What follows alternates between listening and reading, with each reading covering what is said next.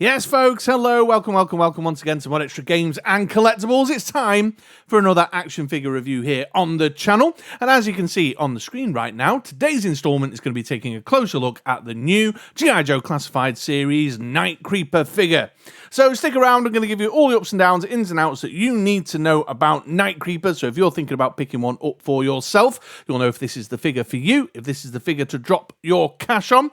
I'm going to talk you through the peg presence and the packaging experience, then move on to the figure, talk about the aesthetic and the visual experience, get into the articulation and the posability, have a bit of a chat about all the accessories and added value, and give you a good, thorough overview of what the Night Creeper's all about.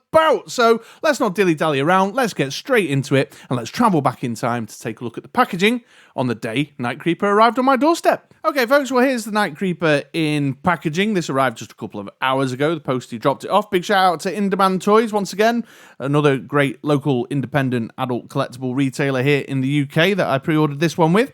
You can see in terms of packaging experience and peg presence that the big selling point here is this new design with the return of the windowed front here, showing off the figure and all the included goodies. It's got this new carbon fiber style motif in the outside. I'm less keen on that than I am on the older windowless packaging. Cobra character, G.I. Joe Classified Series, all the usual stuff, name of the character in the top corner there. On the back there, you can see it's number 121 in the line. They've got the digital render, the dynamic action shot there, digital render.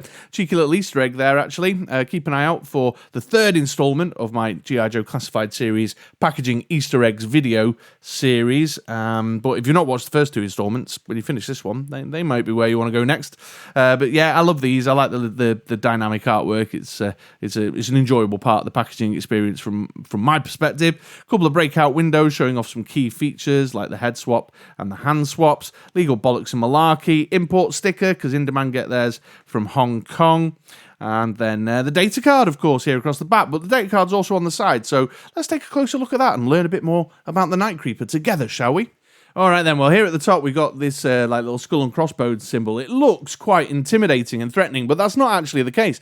Night Creeper is an avid emoji user and likes to hang around on Twitter, X even, looking for dad jokes and then responding with the skull emoji and the laughing emoji to indicate dying laughing. So it's actually a good thing. It's a positive one. Then we have this little switchblade here. This is in acknowledgement of the movie fandom that Night Creeper has. Night Creeper in particular is a obsessive fan of West Side Story, the original, not the Spielberg reinterpretation, and is particularly obsessed with the knife fight scene, you know, the switchblade scene, so that's in honour of that.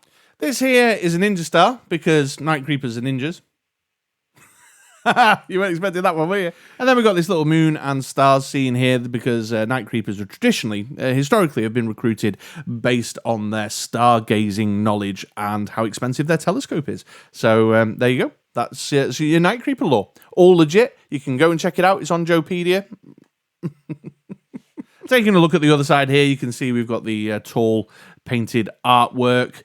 Nice for the inbox collectors there who like to put their boxes in a row, even though they're all different shapes and sizes. But nonetheless, I like this painted artwork. It's always really good quality stuff. And again, adds to the packaging experience. All right, then. Well, I'm going to take this bad boy away now, crack it open, have an argument with the blister pack inside, bend all my weapons, and then get some good quality hands-on man-child playtime in. So I'm going to display him up, play around with him a little bit, drop him in with a couple of other figures I've got on the shelf there, make him my desk figure for a little while to get good and hands-on, so that I can give you some nice quality, thorough review thoughts after spending some time with the Night Creeper.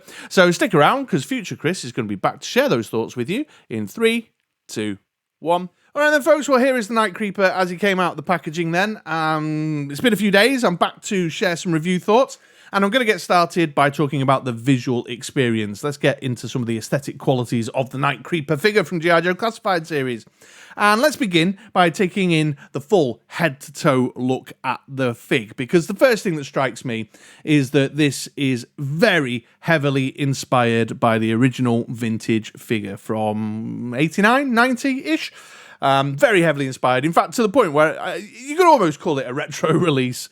basically. This is one of those kind of murky spaces where it's not a reinterpretation at all. It's just a modernization. It's the nostalgic vintage look modernized, not reinterpreted. So all the key visual identifying features are there from how the character looked back in the day. The visored helmet, the chest plates, the grey camo pants, the design of the shin guards and the boots, you know, all basically lifted straight from the original vintage figure. As is the colour scheme, you know, you've got the purples there. That's the kind of what type of purple is that? What would you say? Like a plum in the more ready looking piece? Cranberry, perhaps? And then you got your deeper purples there, like a bit of raspberry. Still decorating, folks, for those who are, you know, following along.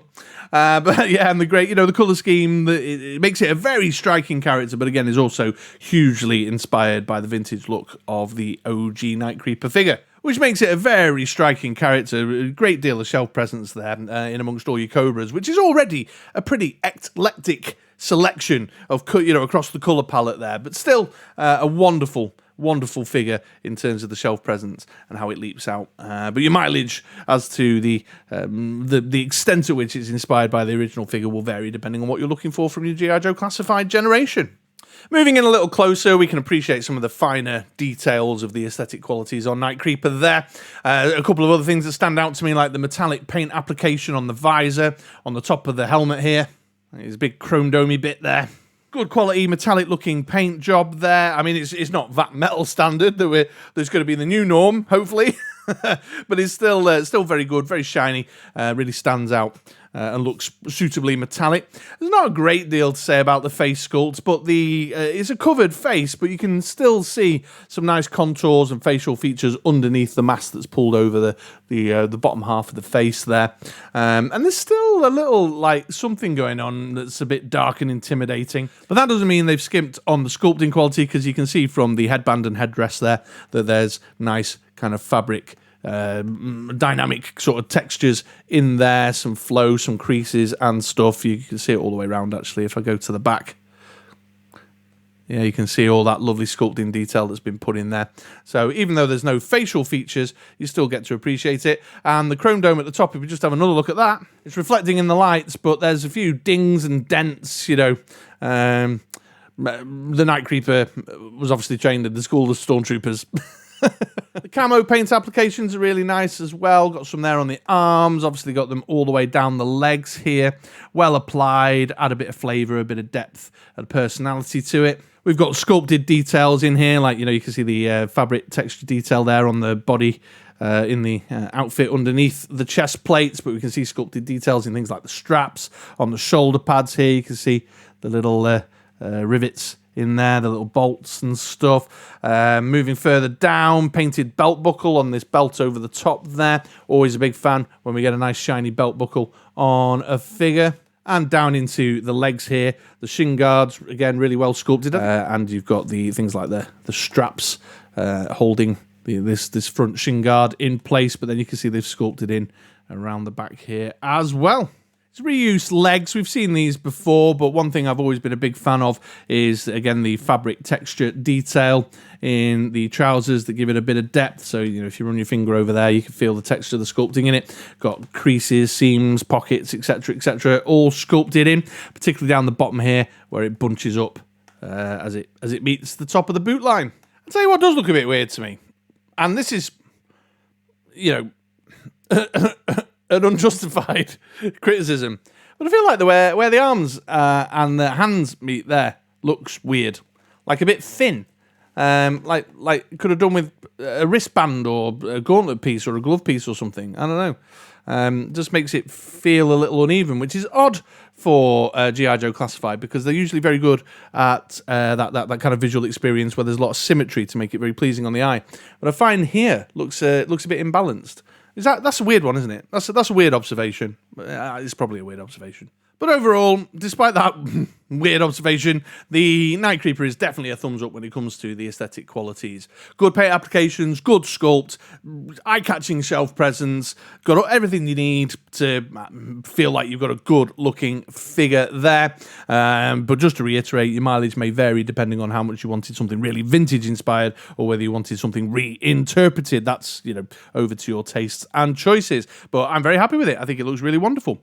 Okay, so there's the aesthetic. Let's now move on to talk about the articulation, shall we? So it's mostly standard G.I. Joe Classified Series articulation. There are a handful of quirks, but if you've had a G.I. Joe Classified figure in hand before, you'll largely know what you are getting. So if you're not interested in the articulation section, then I've put chapters in. Please do feel free to skip forward and take a look at the accessory and added values bit. But if you are seeing this as your first ever G.I. Joe Classified Series figure review, or you're interested to hear about some of those quirks, then stick around, I'll walk you through it. So starting above the shoulders here with the head, it's the standard ball inside the head and ball at the bottom of the neck. However, with this main head, there is a head swap, which we'll look at in a short while. But with this main head, because of the way the headdress falls down the front here, your movement is pretty restricted. So your down's not fantastic. Your up's really not fantastic. You can swivel, but you can't benefit from the full range of swivel because it sort of stops around there at those points. And your tilt isn't great either, which is a bit of a shame because, it's a ninja character and you want to do some interesting stuff with that, and you're a little bit locked in with the movement. But the other head, I'll show you that in a short while. That's a lot more freer. Then into the shoulders, we've got the butterfly joint there, giving you some shuffle back and forward. Then you've got the peg and the hinge, giving you the full 360 around, and you can hinge out to the T.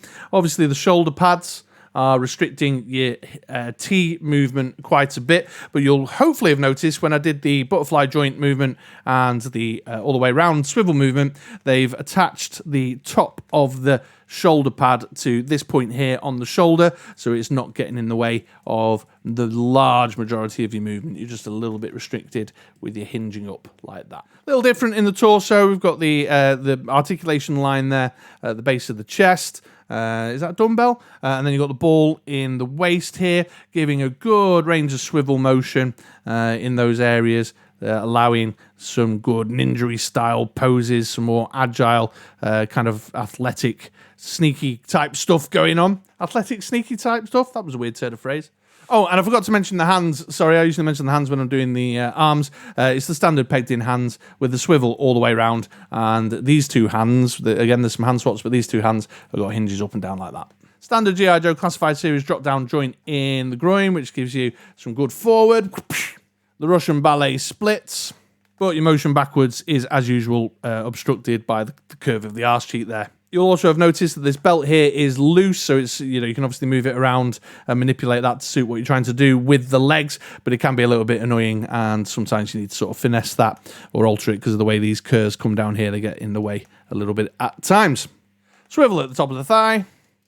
Pinless double knee, that'll get you up to there. Swivel at the top of the boot. And the standard hinge and rocker in the ankles. So a thumbs up on the articulation, even in spite of the kind of head restrictive stuff. But that's that's about character design and costume choice, isn't it? As opposed to a limitation in the articulation. But certainly fully capable of getting into some nice ninja style poses. I've had a good play around and really enjoyed sort of messing about with the Night Creeper, getting him into some ninja style combat poses and some sneaky ninja style poses. Fully capable, and I definitely approve of this chest articulation point. I like that a lot better than that sort of N-shaped hinge. I think it looks a lot neater and is more aesthetically pleasing, but also more suitable for the kind of martial artsy style people. So there you go, there's your articulation. Okay, folks, well, let's now move on and take a look at the accessories and added value, shall we? And I'll start with the alternative head sculpt that I mentioned earlier on. So you can see that this one is very heavily inspired, vintage figure-wise, by the version 2 and later iterations of the Night Creeper. So whatever your flavour, you can mix it up. Lovely head sculpt here. Again, loads of nice sculpted details in there. Got this kind of like a snaky motif across the top there.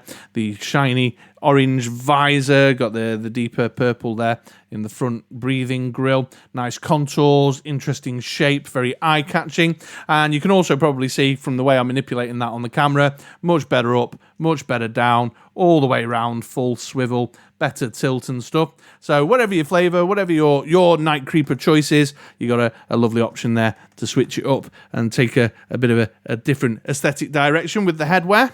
Next, in the weapon selection, we've got these two curved daggers here. Single pieces of moulded plastic. The blades are in the black plastic as well, which is always a bit of a disappointment for me. I like my blades to be, a metallic paint application, but they're well sculpted. You can see there the handle's got some sculpted details on it as well. And these can be stored on the figure. You've got these curved little sheaths here. You can just slide them in like so. And then we've got the two longer swords here that are in the Night Creeper's loadout. We've got this one here with the kind of more metallic, traditionally metallic looking blade, and then this one here with this sort of greeny metallic colour on it.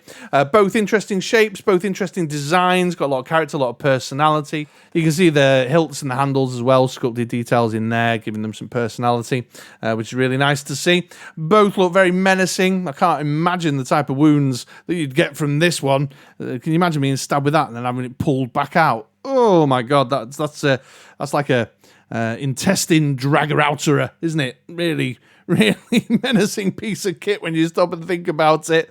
But this one equally too, just slicing up Joes left, right, and centre. But both lovely swords, and of course they've got the paint applications on the blades, which I appreciate. Then we have the crossbow here. Again, single piece of moulded plastic. This is a new crossbow, I believe. I think this is the first time we're seeing this. Got the kind of front handle there, and then the handle and the trigger at the back here. It's a bit wobbly, folks. I know we're getting a bit bored of complaining about the wobbliness, but it is very, very flippy floppy, weebly wobbly in there. But otherwise, it's a nice design. Looks very practical and efficient. You get this loose arrow here that you can take in and out of this sort of channel at the top there. That clips in nicely. Got a little kind of holdy clip at this end and then a little clamp for it at the top there, which is lovely. So you can pose your Night Creeper up, loading his crossbow and what have you, which is nice to see. Yeah, not a great deal to say about that. Just nice to see some projectile weaponry there. Now, all three of those weapons I've just shown you can be carried by the Night Creeper on his backpack. So we'll talk about the backpack first. You can see the lovely sculpted details in there. The extra arrows. Looks like some kind of camping mat. His climbing rope at the bottom here. All these extra bits of sculpted detail in. Some clasps and things. Even in the unseen section, which I'm always very impressed by with G.I. Joe Classified. But you can attach the crossbow, the extra arrow, and both the swords to this. Although, I'd probably say the implementation is a bit squiffy. To begin with, you'll notice that these two pegs on the front here for holding the crossbow, my one here on the right-hand side, isn't straight. It's come out the mould wibbly wobbly. So in theory, I believe these two triangular shapes at the top there, you just sort of press them in over the over those two pegs to hold it in. But mine, because one of them's a bit squiffy, sits at a funny angle. There's also a slot at the top here for popping the extra arrow in. Can you see the little clip channel there? So you can pop that in there. This isn't great. But if you really press it into the clip in the channel, it holds in all right. But I've noticed mine falling out every now and again. I knock it off, actually, to be fair, because I'm a klutz. But yeah, you can add that extra arrow in as well. And then we've got these two kind of C-clamps here on either side for the sword. So they just sort of clamp in like so. And I'll do this one on this side as well. Obviously, you have to position the little serrated edges in there like that. So that fits in like so. These aren't fab. I knock them out and they come loose all the time, particularly this one. I end up sort of doing that with it all the time. They're not fabulous, but I understand the sort of design situation there because of the unique shape of the blades on the swords, but it's not fab. So all loaded up, it looks like that. And then finally, we've got a couple of hand swaps, one for each hand, the left and the right hand there. These are reuse hands from an earlier Snake Eyes, but obviously with the purple colour scheme paint application applied to them. One of them, there's like a little palm climbing hook type thing, or is that an offensive weapon even? I know a couple of you folks are always very good at educating me on kind of ancient gear, so let me know, is that a weapon or is that for the purposes of climbing? And then we've got one hand here about to throw a ninja star or throwing star. So yeah, these are nice, good. Open up your storytelling options, open up your posing options. Very easy to switch out with the pegs. Although you can see they've got those kind of longer, earlier G.I. Joe Classified Series pegs. Word of caution on those longer pegs, just incidentally, one of my figures, the Alley Viper specifically, I've really managed to mangle up one of these longer pegs because it was a bit tricky to get into the hole.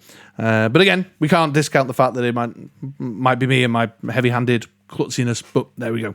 So this is definitely a thumbs up, good solid accessory selection there. Not only is a big chunk of it all kind of new stuff, new swords, new crossbows, which is all lovely and exciting, new backpack, which is great, not too much of a whiff of reuse in there that is all unique to the character, but it also opens up a world of possibility when it comes to displaying, posing, playing, photographing. You know, you've got options. Are you old school?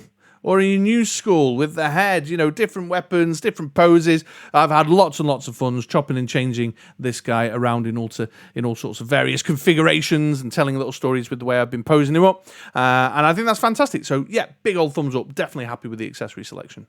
Okay, folks, quick figure comparison time now. Just digging in the box to grab a few characters to put next to the Night Creeper. Here's Storm Shadow, who, of course, is no fan of the Night Creepers. They're not buddies. They're not allies. The new Storm Shadow would probably be more appropriate for this shot here. But it's kind of seeing that different ninja style aesthetic, I suppose, on the Cobra side of the shelf. Here's the Night Creeper next to a Viper, just so that you can kind of see how the Night Creeper sits in amongst what I suppose you would describe as the more kind of Cobra uniformal blue, red, black colour scheme. Keeping it good and ninja themed, here's the Night Creeper next to the Red Ninja. And finally, if you're looking for a particular purple themed display, I'd probably say the Night Creeper doesn't match up all that well with the Techno Viper and Mindbender, really. Okay, folks, well, here's the Night Creeper going round on the turntable so you can get a good, solid 360 view. And it's also the time where I share my final thoughts and let you know whether I would recommend this figure or not. And yes, absolutely, big old thumbs up, I would recommend the Night Creeper. Another G.I. Joe Classified Series fig that I've had a lot of fun with since it's arrived. I mean, the ninjas are cool, aren't they? You know what I mean? They're just... It's something a little bit different to explore in the way that you're posing and displaying, which I think is very engaging and very enjoyable. And with the loadout and the accessory selection, you world of possibility around exploring that slightly different space in G.I. Joe Classified and having a bit of fun with a different kind of tone and posing area to explore is brilliant, you know, and the Night Creeper just leans right into it. Love the loadout, love the aesthetic, I love the shelf presence. I'm not going to bang on about it. I've been very happy with the figure, and I don't know if you noticed, this is the first G.I. Joe Classified I've had for a while that didn't have hinky knees either. No problems with the articulation whatsoever right out the box, which is also a big plus as far as I'm concerned. So there you go. Yeah, absolutely. Keep your pre-orders, folks, if you made your pre-order, or keep an eye out on the shelves at your local Target, Walmart, Smith's Toys, whatever, wherever you buy them, at your local adult collectible shop, and grab yourself one. It's worth the cash. All right, well, if you found this review useful, do the old thumbs up stuff, subscribe if you're not already subscribed, all the usual YouTube malarkey, but the only thing that remains for me to say now at the end of the video is I hope you have a wonderful day, a wonderful rest of the week, and swing back round for another video sometime soon. I'd love to have you. All right, see you later, folks.